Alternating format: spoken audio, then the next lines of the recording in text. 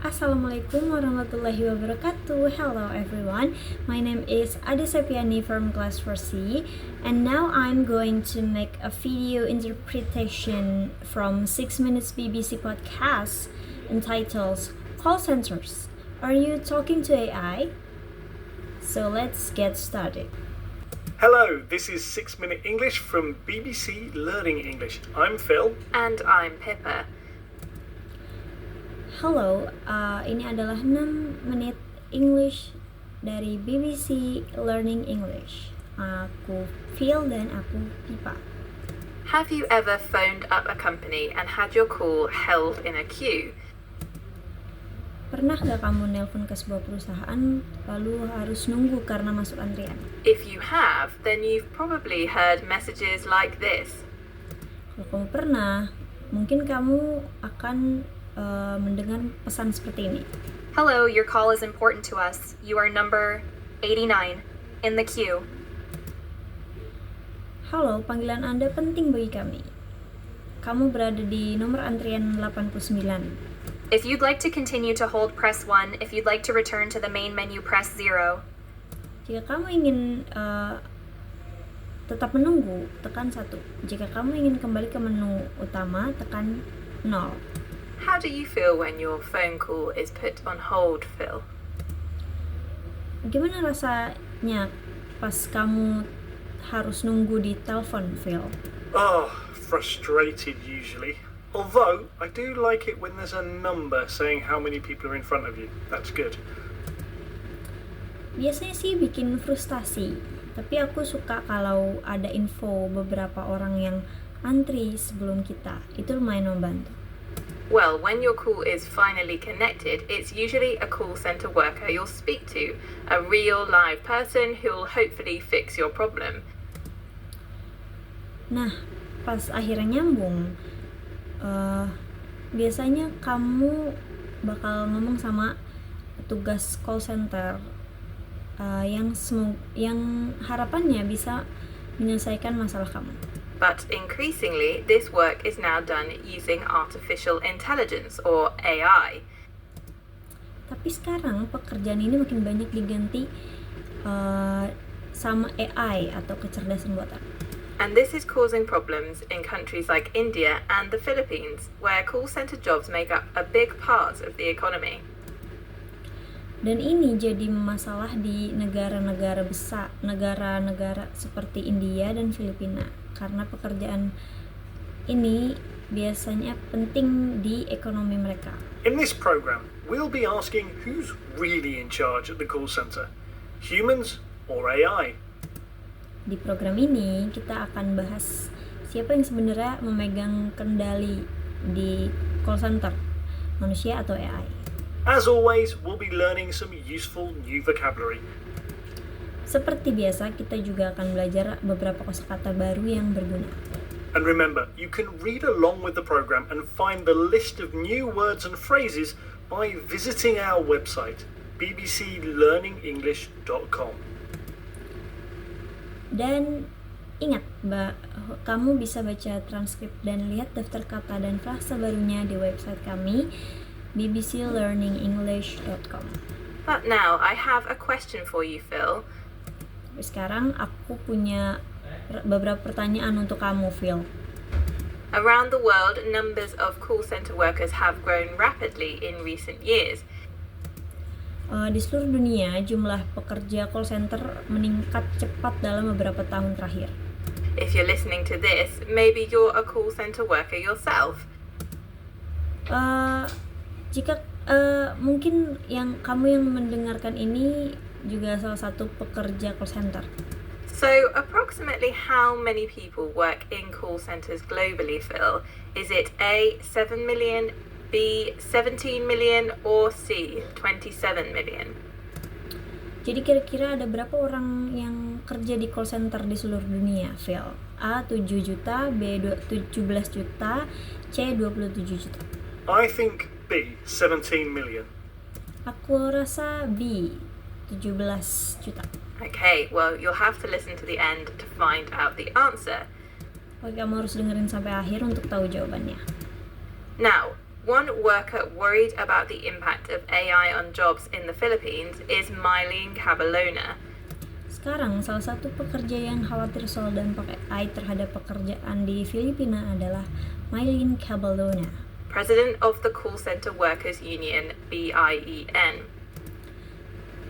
Ketua Serikat Pekerja Call Center bernama BEIN. Here, she tells BBC World Service program Tech Life about some of the difficulties of her job and why she fears for the future.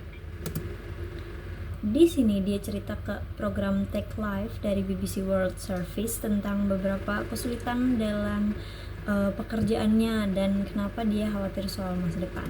So, and this person is quite already aggravated, and he keeps on yelling, and that's the difficult part, because the mental stress also.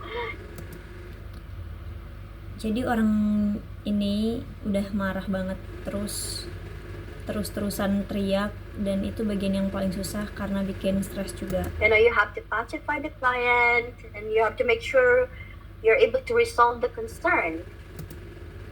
Kamu harus nenangin klien dan memastikan kamu bisa menyelesaikan masalahnya. And then the difficult part on that conversation is that you're being monitored by an AI.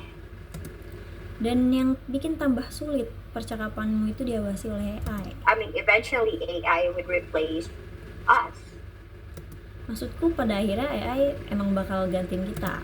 It's going to displace workers eventually in the near future. AI bakal bikin banyak pekerja kehilangan pekerjaannya mungkin dalam waktu dekat. Even as a matter of fact, there's been a study that says that about 300,000 workers, or around 27% of workers, that's going to be displaced because of AI, and that's slowly happening. Bahkan sebenarnya ada studi yang bilang sekitar 300.000 pekerja atau sekitar 27% bakal kehilangan pekerjaannya gara-gara AI, dan itu udah mulai kejadian. Call center work involves dealing with customers who phoned up to complain. Kerja di call center itu biasanya menghadapi pelanggan yang mengeluh. They're often angry, aggravated, and yelling or shouting down the phone. Biasanya mereka marah, kesal, dan teriak-teriak di telepon. It's Mylene's job to pacify them, to calm them down. Dan itu tugas Mylene untuk menenangkan mereka, bikin mereka tenang lagi.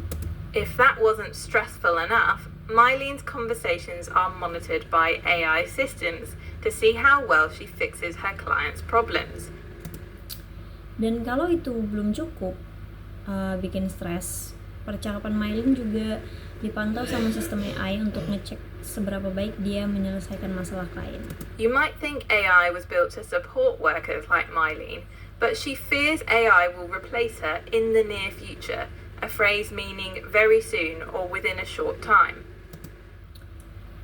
Kamu mungkin pikir AI itu dibuat untuk membantu pekerja kayak Mylene, tapi dia takut AI bakal gantiin pekerja manusia dalam waktu dekat. Artinya itu sebentar lagi atau nggak lama lagi. Mylene emphasizes her fears about being replaced by giving details about a study she read which claimed that 27% of workers will be displaced by AI. Mylene menekankan khawatirannya soal digantikan AI dengan menyebut detail dari sebuah studi yang dia baca yang bilang kalau 27% bakal tergeser karena AI. She uses the phrase "as a matter of fact" to emphasize what she's saying and to give more detail as evidence to support it. As a matter of fact itu untuk menegaskan ucapannya dan ngasih detail sebagai bukti mendukung. But Mylene thinks AI will never fully replace humans. Tapi Mylene itu percaya bahwa AI itu nggak akan pernah bisa sepenuhnya gantiin manusia. She says AI lacks one important quality, empathy. Here she explains more to BBC World Service's Tech Life.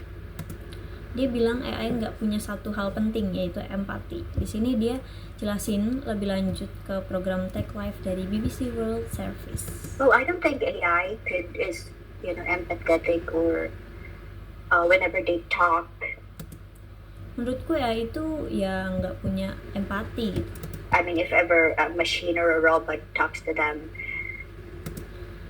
Maksudku kalau mesin atau robot ngobrol sama orang, people are more compassionate than, when you talk to a robot. ya manusia itu lebih biasa berempati dibanding kalau ngobrol sama robot. Mylene says that AI is not empathetic.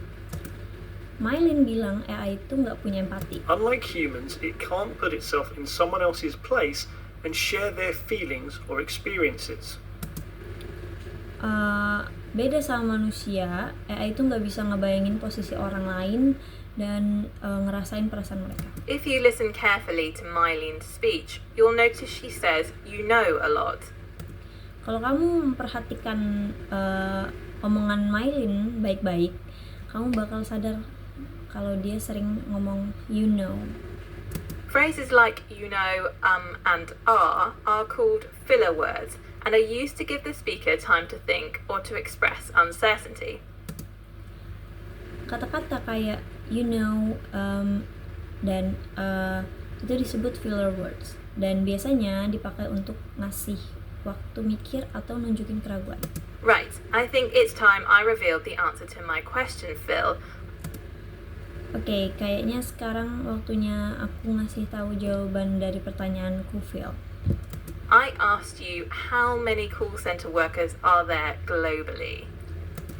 Aku bertanya kepadamu, ada berapa banyak pekerja call center di seluruh dunia? And I said 17 million. Dan aku menjawab 17 juta. Which is the right answer. Dan itu merupakan jawaban yang benar. Okay, let's recap the vocabulary we've learned in this program, starting with yelling, another word for shouting. Oke, ayo kita ulas kosakata yang udah kita pelajari di program ini. Dimulai dari yelling, yang artinya kayak shouting atau teriak. To pacify someone means to calm them down when they're angry. Pacify itu artinya menenangkan seseorang saat mereka lagi marah. In the near future means very soon or within a short time. In the near future artinya sebentar lagi atau dalam waktu dekat. The phrase, as a matter of fact, is used to add emphasis to what you're saying, to give more detail about what you've just said, or to introduce something that contrasts with it. Frasa as a matter of fact dipakai untuk menegaskan apa yang kamu bilang atau untuk menambahkan detail. If you're empathetic, you're able to put yourself in someone else's position and share their feelings or experiences. Kalau kamu empathetic, artinya kamu bisa ngebayangin posisi orang lain dan ikut ngerasain perasaan mereka. And finally, filler words like Dan akhirnya filler words kayak dan you know itu biasa dipakai untuk ngasih waktu seseorang untuk berpikir atau menunjukkan keraguan. and give the speaker more time to think or to express uncertainty. Once again, our 6 minutes are up. Bye. Bye. Hello, Sekali lagi